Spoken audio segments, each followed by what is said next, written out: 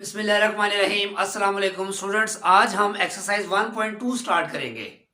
1.2 exercise के जो पहले 3 क्वेश्चंस हैं उसकी हम प्रैक्टिस आज करेंगे और उन क्वेश्चंस को सॉल्व करने के लिए पहले हमने कुछ मैट्रिसेस की टाइप्स को स्टडी करना है। तो उसकी टाइप्स जो हैं ऊपर लिखा हुआ है टाइप्स ऑफ मैट्रिसेस। इसको 2 हिस्सों में हम सॉल्व करेंगे इंशाल्लाह ताला। तो टाइप्स ऑफ मैट्रिसेस में सबसे पहली टाइप क्या है? Row matrix. तो रो मैट्रिक्स क्या होती है, ये डेफिनेशन भी आ सकती है।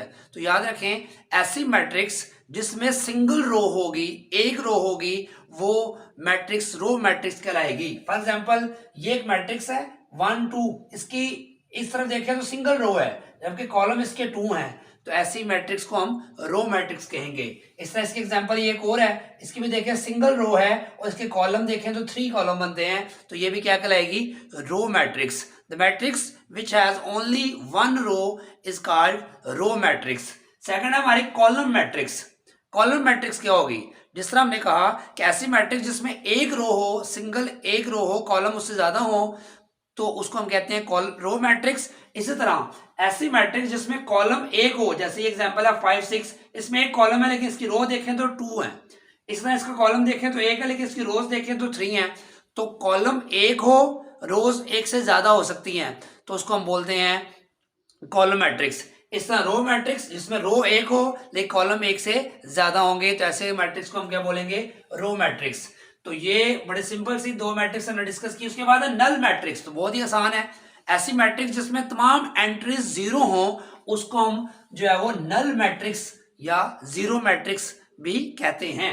ये भी बड़ी आसानी से आप पहचान सकते हैं। उसके बाद स्केयर मैट्रिक्स क्या होती है? याद रखें, ऐसी मैट्रिक्स जिसमें रोज और कॉलम्स की तादाद बराबर हो, यानी कि 2 रोज हैं 2 कॉलम्स हो, 3 रोज 3 कॉलम्स, 1 रो 1 कॉलम, जैसे कि यहां पे है 2 कॉलम्स हैं और 2 रोज हैं, 3 कॉलम्स हैं और 3 रोज हैं, तो ये भी स्केयर मैट्रिक्स है और ये भी स्केयर मैट्रिक्स है। ऐसी मैट्रिक्स जिसमें नंबर ऑफ रोज और नंबर ऑफ कॉलम्स इक्वल हो, ऐसी मैट्रिक्स को हम स्केयर मैट्रिक्स कहेंगे। इसकी पहचान आप आसानी से कर सकते हैं। उसके बाद है रेक्टेंगुलर मैट्रिक्स। रेक्टेंगुलर मैट्रिक्स क्या होगी? जिसमें रोज और कॉलम्स की तादाद बराबर नहीं होगी। जैसे कि यहां देखें, यहां कॉलम्स देखें तो 3 हैं और रोज देखें तो 2 हैं, तो कॉलम्स और रोज आपस में इक्वल नहीं होंगे। यहां देखें तो 2 कॉलम्स हैं और 3 रोज हैं।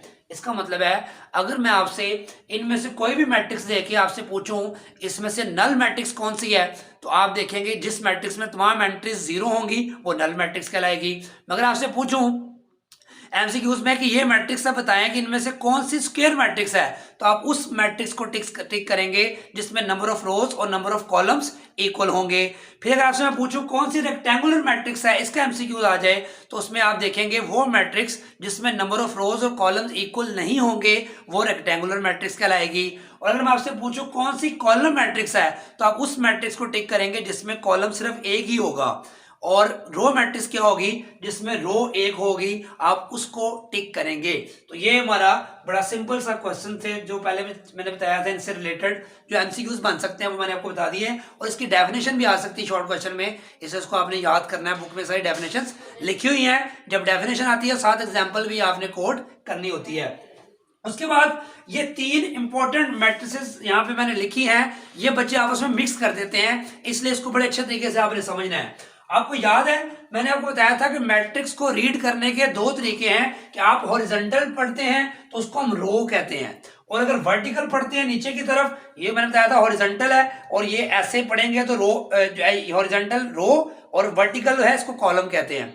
इसी तरह ये रो कहलाती है और इस तरह कॉलम कहलाता है। लेकिन एक और नया तरीका आज मैं बताने लगा हूं मैट्रिक्स को रीड करने का, वो ये है पोजीशन 1, यहां कोई वैल्यू होगी, यहां भी एक वैल्यू होगी, यहां भी वैल्यू होगी। इस तरह पढ़े तो ये हॉरिजॉन्टल बनता है, इस तरह पढ़े तो ये वर्टिकल बनता है, और अगर इस तरह रीड करें क्रॉस इस तरह, तो इसको हम कहते हैं डायगोनल। क्या बोलते हैं? ये वर्ड क्या कहलाता है? डायगोनल पोजीशंस कहलाती हैं, इसको कहते हैं हम। ये जो पोजीशन होती है क्या कहलाती है? डायगोनल पोजीशन कहलाती है। ये आपने बात पहले याद रखनी है। एक बात तो ये तय होगी कि डायगोनल का मतलब समझ आ गया कि डायगोनल ये इस पोजीशन को कहते हैं हम। अच्छा, अब कहता है कि डायगोनल मैट्रिक्स क्या होगी? तो याद रखें ऐसी स्क्वायर मैट्रिक्स, ऐसी स्क्वायर मैट्रिक्स क्यों कहा मैंने? याद रखें डायगोनल मैट्रिक्स के लिए मैट्रिक्स का स्क्वायर होना जरूरी है। स्क्वायर होना, स्क्वायर कौन सी है अभी हमने पढ़ा था यहाँ पे कि जिसमें नंबर ऑफ रोज और नंबर ऑफ कॉलम्स इक्वल होते हैं उसको हम स्क्वायर मैट्रिक्स कहते हैं। तो यहाँ पे ये एक स्क्वायर मैट्रिक्स है क्योंकि 3 रोज हैं और 3 ही कॉलम है। 3 रोज 3 कॉलम, 3 रोज 3 कॉलम, 2 रोज 2 कॉलम हो गए, तो ये सारी स्क्वायर मैट्रिक्स हैं। ये तो बात तय हो गई कि डायगोनल मैट्रिक्स जो है वो क्या होगी, स्क्वायर मैट्रिक्स होगी, ये बात तय होगी, पहली कंडीशन है। दूसरी बात कि उसकी जो डायगोनल पोजीशंस हैं, डायगोनल एंट्रीज हैं, वो जो है उसमें से कोई एक वैल्यू नॉन जीरो होगी। फॉर एग्जांपल यहां पे मैं लिख देता हूं बेटा कि ये मैं लिख देता हूं 2 लिख देता हूं, यहां पे मैं 3 लिख देता हूं, यहां पे मैं 0 लिख देता हूं, यानी कि डायगोनल पोजीशन में से कोई एक वैल्यू नॉन जीरो नंबर होना चाहिए। 2 3 5 1 -1 कोई भी वैल्यू हो सकती है, ये सारे भी डिफरेंट हो सकते हैं, 2 3 4 2 3 5 1 3 5, यानी कि इन तीनों में से कोई एक वैल्यू नॉन जीरो होनी चाहिए, बाकी सारी जीरो भी हो सकती है, यानी कि ये 0 ये 0 ये 2 हो जाए, ये 2 ये 0 1 हो जाएगी इधर, तो कोई भी सारे 2 0 एक वैल्यू कोई ना कोई नॉन जीरो होनी चाहिए, उसको हम बोलेंगे डायगोनल मैट्रिक्स। तो डायगोनल मैट्रिक्स में क्या होती है, ऐसी स्क्वायर मैट्रिक्स जिसमें डायगोनल एंट्रीज में से कोई एक वैल्यू नॉन जीरो होनी चाहिए, बाकी तमाम एंट्रीज जीरो होंगी, बाकी तमाम एंट्रीज जीरो होंगी, ऐसी मैट्रिक्स को कहते हैं डायगोनल मैट्रिक्स। तो ये आपने याद कर ली। उसके बाद स्केलर मैट्रिक्स क्या होती है, स्केलर मैट्रिक्स क्या होती है, तो डायगोनल मैट्रिक्स ही हमने दोबारा लेनी है। देखो ये तीनों वैल्यू जीरो, ये तीनों वैल्यू जीरो हैं, तो डायगोनल वैल्यूज को क्या लें, मैट्रिक्स बन जाए। तो याद रखें इसमें हम जो है 3 ले लेते हैं, यहां पे 3 ले लेते हैं, यहां पे 3 ले लेते हैं, यानी कि यहां हमने कहा था नॉन जीरो होनी चाहिए, ये नॉन जीरो है, नॉन जीरो है, नॉन जीरो है, लेकिन सारी एक जैसी वैल्यूज हैं। इसका मतलब ये हुआ ऐसी डायगोनल मैट्रिक्स, ऐसी डायगोनल मैट्रिक्स जिसमें जो नॉन जीरो डायगोनल वैल्यूज हैं वो सारी एक जैसी हो, 1 के अलावा, याद रखनी है 1 के अलावा, यानी कि 2 3 3 3 2 2 2 5 5 5 7 7 7 10 10 10, तो अगर सेम सारी डायगोनल वैल्यूज होंगी तो उस डायगोनल मैट्रिक्स का नाम क्या रख देंगे, स्केलर मैट्रिक्स। इसका मतलब है जो स्केलर मैट्रिक्स है वो डायगोनल मैट्रिक्स तो होती है लेकिन उसको अलग से नाम दे दिया स्केलर मैट्रिक्स का, ये बात आपने याद रखनी है। लेकिन यहां पे 1 नहीं लगा सकते नॉन जीरो में, ये बात याद रखनी है। उसके बाद इससे एक और मैट्रिक्स निकलती है, उसको हम कहते हैं आइडेंटिटी मैट्रिक्स। आइडेंटिटी मैट्रिक्स क्या होती है, आइडेंटिटी मैट्रिक्स भी एक्चुअली स्केलर मैट्रिक्स से ड्राइव की गई है। क्या हमने कहा था ये सारे एक जैसे होंगे लेकिन 1 नहीं होगा, तो अगर यहाँ पे बेटा हम 1 लगा लें तो तमाम जो डायगोनल एंट्रीज हैं अगर 1 हो, अगर तमाम डायगोनल एंट्रीज 1 हो तो वो आइडेंटिटी मैट्रिक्स कहलाएगी, या इसको यूनिट मैट्रिक्स भी कहते हैं। सेम इस तरह यहाँ पे भी देखो डायगोनल एंट्रीज यहाँ पे इसकी 1 1 कर दें तो देखिए बाकी तमाम एंट्रीज जीरो हैं, उनको नहीं छेड़ना, तो इसको आइडेंटिटी मैट्रिक्स कहेंगे 2/2 की, और ये आइडेंटिटी मैट्रिक्स है 3/3 की। तो अब तीनों को इकट्ठा हम डिस्कस करते हैं कि डायगोनल मैट्रिक्स में डायगोनल वैल्यूज में से कोई एक वैल्यू नॉन जीरो होगी। फिर हमने कहा स्केलर मैट्रिक्स, वो डायगोनल मैट्रिक्स जिसमें तमाम डायगोनल एंट्रीज सेम हो सिवाय 1 के, तो वो क्या कहलाएगी, स्केलर मैट्रिक्स। 3 3 3 2 2 2 5 5 5 कोई भी।